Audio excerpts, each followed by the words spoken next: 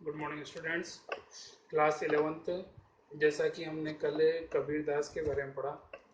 कबीर दास जी हिंदी साहित्य के वो महान कवि हैं जिन्होंने धर्म और जाति की सीमाओं से ऊपर उठकर दोनों धर्म के व्यक्तियों को सही ज्ञान दिया। ऐसे संत जिन्होंने समाज के सही रूप की संरचना करने में अपना योगदान दिया, चाहे वो हिंदू धर्म हो या मुस्लिम धर्म हो। जिस किसी भी धर्म की अच्छाई है उसको स्वीकार करने की बात उन्होंने कही, और जिस धर्म में कोई बुराइयां या बाह्य आडंबर है उन आडंबरों का खोलकर उन्होंने फटकार लगाई है। जैसा कि पहला पद था, उसके माध्यम से उन्होंने ईश्वर की एकता और ईश्वर एक है उसके संबंध में अपनी बात कही। धरती, आकाश, वायु, प्रकाश, इन सब के माध्यम से इस बात को सिद्ध किया कि संसार में ये सब जिस प्रकार से एक हैं, ठीक वैसे ही यहाँ पर ईश्वर का रूप भी एक है। दूसरा जो पद रहा है, जिसके अंदर संतो देखो जग बोराना, उसके माध्यम से समाज की स्थिति का वर्णन किया है, जिसमें समाज के व्यक्ति के बारे में कबीर कहते हैं कि ये शायद पागल हो गए हैं। और उसका जो प्रमुख कारण ये है कि वो सच्चाई को स्वीकार करते नहीं। अगर कोई झूठ बोलता है तो उस पर विश्वास करते हैं, और अगर कोई झूठ सच कहता है तो उसको मारने को दौड़ते हैं। साथ में धर्म के नाम पर अनेक प्रकार के आडंबर, अनेक प्रकार के पाखंडों को पाले हुए हैं, और उन पाखंडों के को ही ईश्वर का रूप मान बैठे हैं। तो यहाँ पे कबीर ने उन दोनों को समुदायों को और दोनों धर्म के व्यक्तियों को इस प्रकार का आगाह किया है कि वो अपनी बुराइयों को और अपने दुर्गुणों को दूर करे, बाह्य आडंबरों से मुक्त हो, और ईश्वर का जो सच्चा रूप है, जिसे हम सच्चे मन से या कह सकते हैं ईश्वर के प्रति समर्पित होकर पा सकते हैं, उसका वर्णन किया है। अब इसके जो क्वेश्चन आंसर है वो इस प्रकार है। फर्स्ट क्वेश्चन है, कवि की दृष्टि में ईश्वर एक है, इसके समर्थन में उन्होंने क्या तर्क दिए हैं। आंसर है, कबीर ने ईश्वर को एक माना है। उन्होंने इसके समर्थन में निम्नलिखित तर्क दिए हैं। फर्स्ट, संसार में सब सब जगह एक पवन है, एक ही जल है, अर्थात संसार में जल और पवन एक ही है। दूसरा, सभी में एक ही ज्योति समाई हुई है। थर्ड, एक ही मिट्टी से सभी बर्तन बने हैं। फोर्थ, एक ही कुम्हार मिट्टी को मानता है, उसी से मिट्टी से बनाता है। सभी प्राणियों में एक ही ईश्वर विद्यमान है, भले ही प्राणी का रूप कोई भी हो। जिस प्रकार से कुम्हार एक ही मिट्टी से अलग अलग प्रकार के बर्तन बनाता है, उनका अलग अलग रूप हो सकता है, ठीक वैसे ही यहाँ पर ईश्वर है, वो सभी की अंतरात्मा में एक रूप में हो सकता है कि रंग, रूप, भाषा, धर्म, इस रूप में वो अलग अलग रूप में जाने जाते हो, पहचाने जाते हो।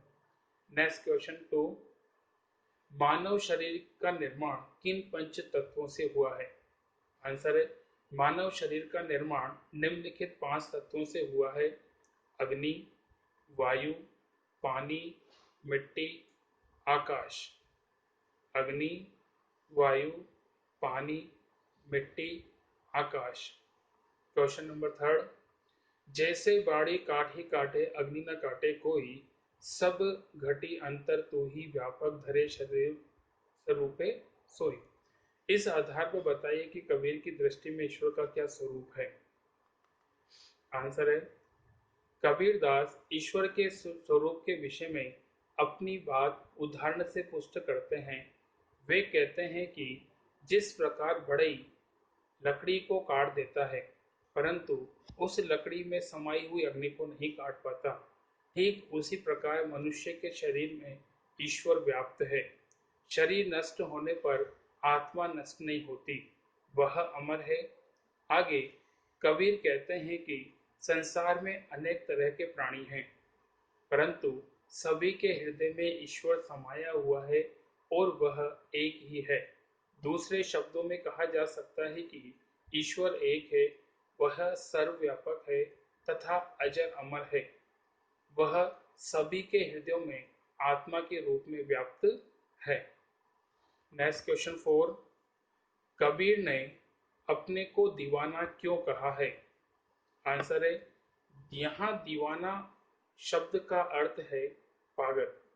कबीर दास ने परमात्मा का सच्चा रूप पा लिया है।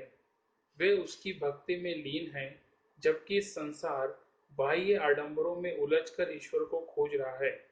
अतः कबीर की भक्ति आम विचारधारा से अलग है, इसलिए वह स्वयं को दीवाना कहते हैं।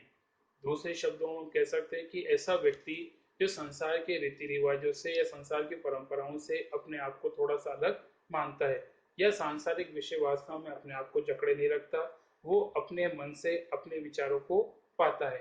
ठीक कबीर संत रहे हैं और कबीर का विश्वास है कि संसार मिथ्या है, ईश्वर ही सत्य है, और इसीलिए उन्होंने संसार के अंदर अपनी महत्ता प्रतिपादित नहीं की, या कह सकते हो कि संसार की जो महत्ता है उसे उन्होंने माना नहीं है।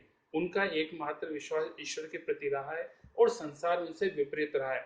संसार सांसारिक विषय वासनाओं में रस पाता है और कबीर हैं वो ईश्वर की भक्ति में रस पाते हैं। इसलिए संसार के लोगों के लिए कबीर कह सकते हो कि दीवाना अर्थात पागल के लिए। और कबीर ने यही कहा कि संसार चाहे उन्हें पागल कहे या कुछ भी कहे, लेकिन फिर भी वो अपने आप को ईश्वर से पाले हुए हैं, ईश्वर से जुड़े हुए हैं। इसलिए उनका और संसार का दोनों अलग अलग रूप विद्यमान है। नेक्स्ट क्वेश्चन 5, कबीर ने ऐसा क्यों कहा है कि संसार बुरा हो गया है? आंसर है, कबीर दास जी कहते हैं कि यह संसार बुरा हो गया है क्योंकि जो व्यक्ति सच बोलता है उसे यह मारने को दौड़ता है, उसे सच पर विश्वास नहीं। कबीरदास मूर्ति पूजा, तीर्थ यात्रा, टोपी पहनना, माला पहनना, तिलक, ध्यान लगाना, मंत्र देना आदि तौर तरीकों को गलत मानते हैं। वे राम रहीम की श्रेष्ठता के नाम पर लड़ने वाले को गलत मानते हैं, क्योंकि कबीर की दृष्टि में ईश्वर एक है, वह सहज भक्ति से प्राप्त हो सकता है।